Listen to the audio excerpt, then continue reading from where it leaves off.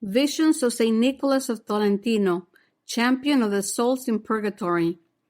Nicholas was the pride of the Augustinian community which flourished in the northeastern section of Italy known as the Marches. He was born in the year 1245, not too far from Tolentino, where he spent most of his life as a religious. His elderly parents had not been able to bear a child. Late in life, they made a pilgrimage to Bari, petitioning St. Nicholas of Bari to intercede with the Lord that they might bring a child into the world, never suspecting the impact that child will have on the history of the Church. St. Nicholas was born, and his parents named him after St. Nicholas of Bari in thanksgiving. He was the gift of their golden years. They offered him back to the Lord, as his mother committed him to God at his baptism.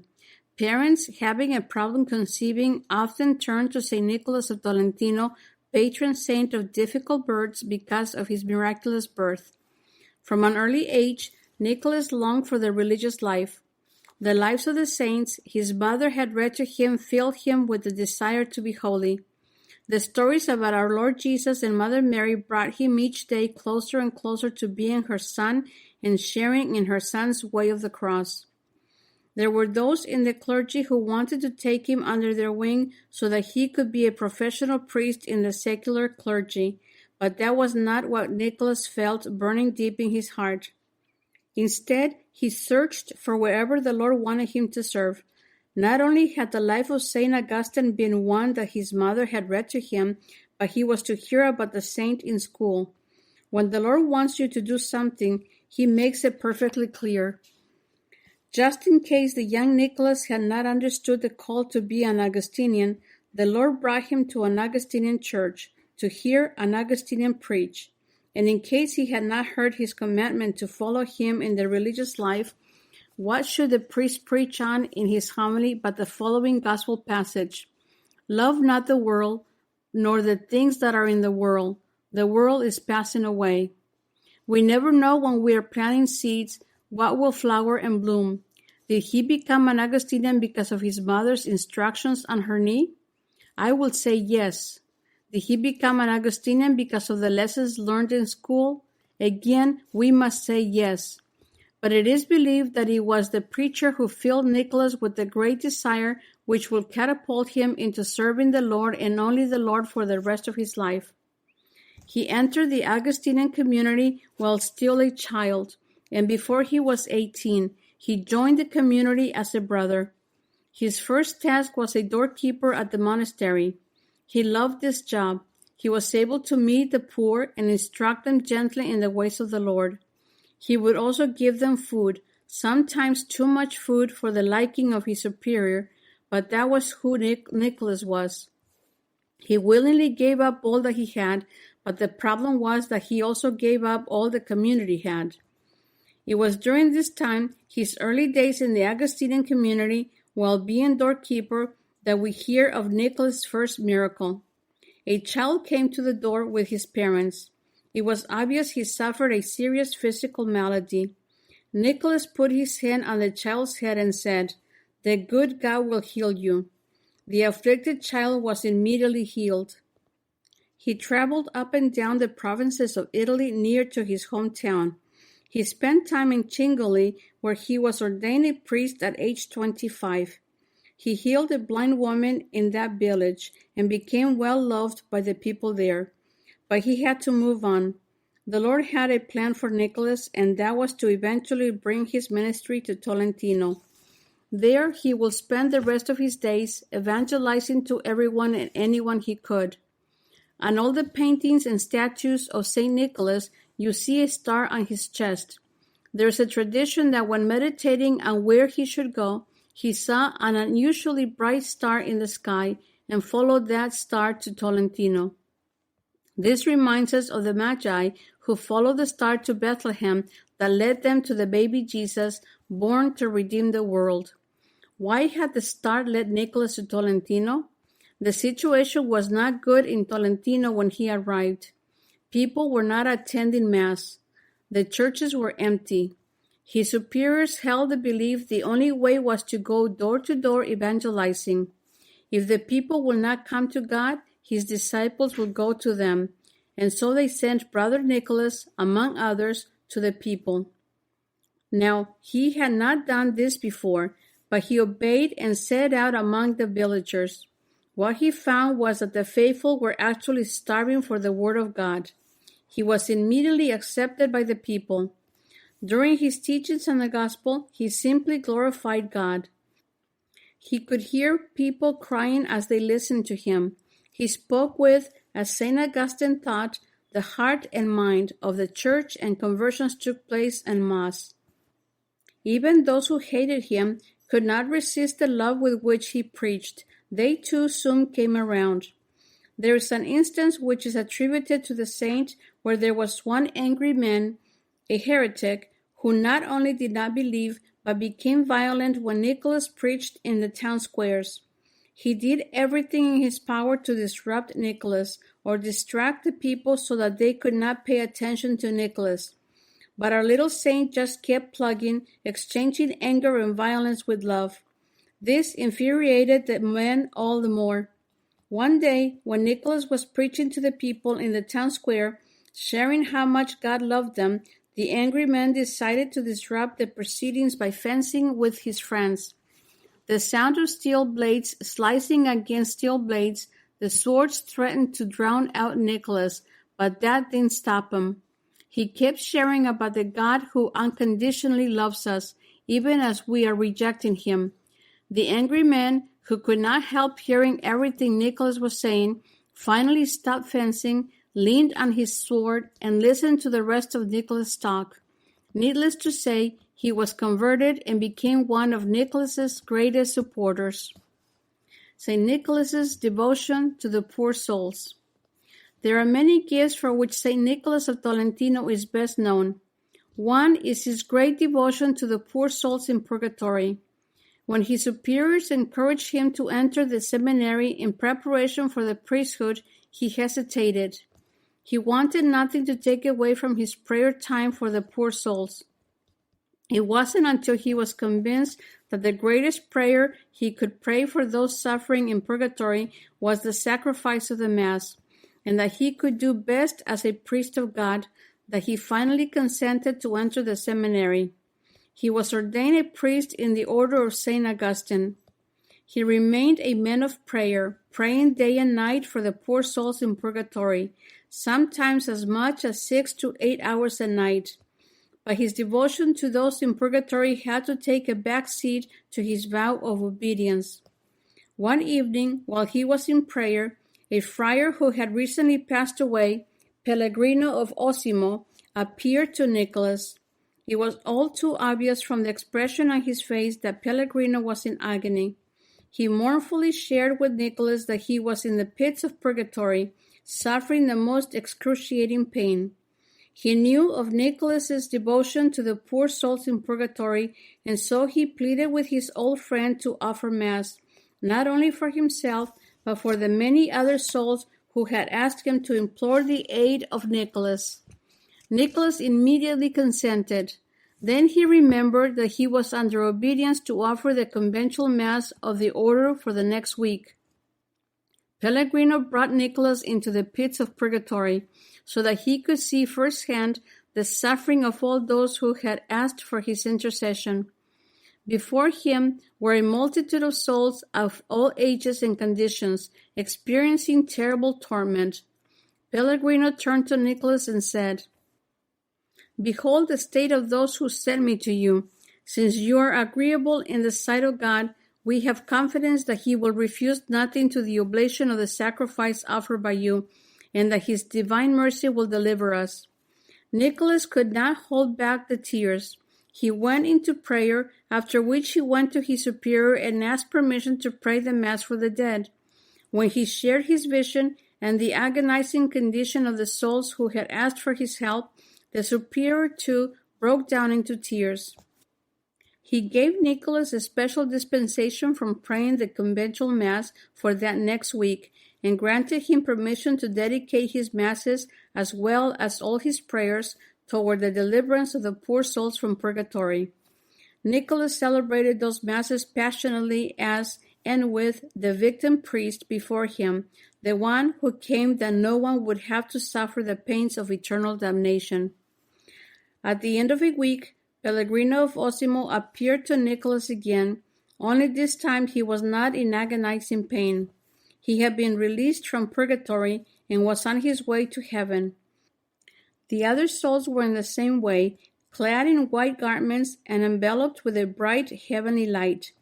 They called him their liberator, and as they rose up to heaven, they chanted the prayer, "Thou hast saved us from them that afflict us, and thou hast put them to shame that hate us." There were many instances of Nicholas's intercession for the poor souls in purgatory. It became one of the greatest goals of his vocation, to help as many souls be released from purgatory as he possibly could. But there is another thing for which St. Nicholas of Tolentino is famous, and that is the bread of St. Nicholas. The miraculous bread of St. Nicholas of Tolentino. The tradition began when Nicholas was quite ill and beginning to show the ravages of old age. He was so sick and so debilitated he was about to die. His superiors asked him to eat a little meat and some nourishing foods. After all, they pleaded, they needed him, they and the community and his souls in purgatory. He wanted to obey his superiors, but he also knew the power of fasting toward moving God's heart, so he prayed to Our Lady. Now, we know how much she loves her priest, her favorite sons, especially ones like Nicholas of Tolentino. Mother Mary appeared with the baby Jesus in her arms. She handed Nicholas a small bit of bread. The infant Jesus was holding a chalice filled with water. Mother Mary enjoined Nicholas to dip the bread into the chalice and then to eat it. Upon obeying the Mother of God, his mother, he immediately recovered from his illness and had more strength than he had ever known before. From that time on, St. Nicholas would bless little pieces of bread, which he would distribute among the people. Healings abounded. Author's note: when we visited Tolentino for the first time in 1977, the nun at the shrine gave us some St. Nicholas bread. There were approximately 6 little crackers enclosed in cellophane packages. Just having returned to the church 2 years before, and not having had much real education in the faith at the time, Penny asked how much we were to give someone who was suffering to bring about a cure. The nun made a very wise statement, a teaching which has stayed with us this many years. She said, "It takes a little bread and a lot of faith." 8 days before his death, Our Lady appeared to St. Nicholas and prophesied that he would die on September the 10th, the 3rd day after the anniversary of Mary's birth. St. Nicholas was on his deathbed and suffering. The enemy was attacking him mercilessly his last days. His soul was in anguish. As the enemy persisted, taunting him, disrupting him, praying to the point he could barely remember the prayers, St. Nicholas turned to his mother Mary and pleaded with her, saying he had endured the torments of the devil all his life. Could he, his last hours on earth, be undisturbed so that he could prepare properly for his entrance before the Lord? Our Lady left without giving him an answer. St. Nicholas continued praying. An angel appeared to him, told him his prayers had been heard, and he will have the peace he desired. St. Nicholas spent his last days in peace without any attacks from the devil. Not only that, but he spent his last days as if he were already in paradise, his face illuminated. As Mother Mary had predicted, St. Nicholas of Tolentino died on September 10th, 1305. At his death, his tomb became immediately a shrine of veneration. 20 years after his death, Pope John the 22nd ordered the process for beatification to be opened. But during the investigation, the popes moved from Italy to Avignon, France, and the process was held up until they came back to Rome. 373 miracles were attributed to his intercession. They were investigated, and over 300 miracles were accepted by Mother Church. Pope Eugene IV canonized St. Nicholas on the Feast of Pentecost, June 5, 1446. The Pope had a special devotion to St. Nicholas. He had prayed to him for the success of the Council of Florence. He had been called to make smooth the path to unification of all Christians, the Greek Church with the Latin. Because many of the Eastern churches returned to the chair of Peter through that council, Pope Eugene IV attributed to the intercession of St. Nicholas. 40 years after his death, a tomb was erected where the faithful could come to venerate the saint.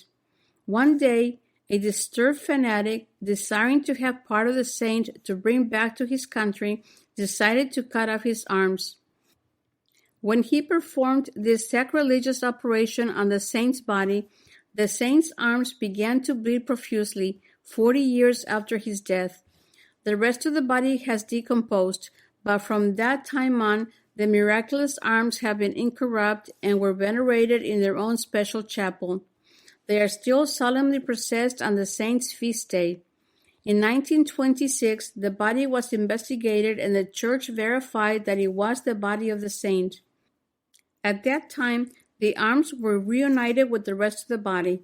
A silver mask was placed over the saint's face, and the remains of the saint are exposed for veneration at the base of the altar of sacrifice, fitting for a priest who had prayed for so many souls as he celebrated Mass.